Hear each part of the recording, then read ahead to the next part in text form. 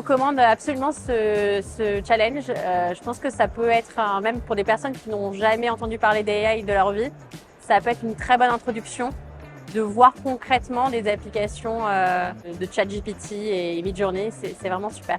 L'objectif, c'était vraiment de manipuler Midjourney, ChatGPT, format interactif, ludique, avec la complexité qui montait au fur et à mesure.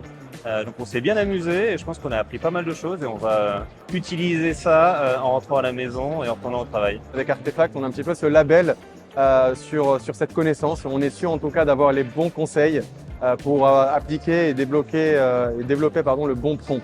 L'approche learning by doing, pour moi, c'est vraiment la meilleure méthode. Commencer à mettre les mains dans le cambouis et tester par soi-même, c'est tout de suite parlant et efficace.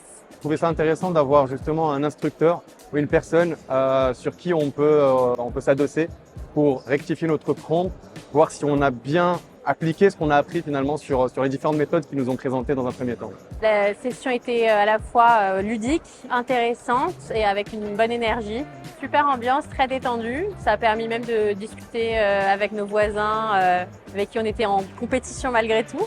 Les entreprises, elles ont un besoin et une obligation d'adoption et d'éducation des salariés sur l'IA parce que si on utilise mal un outil, ça peut être très dangereux.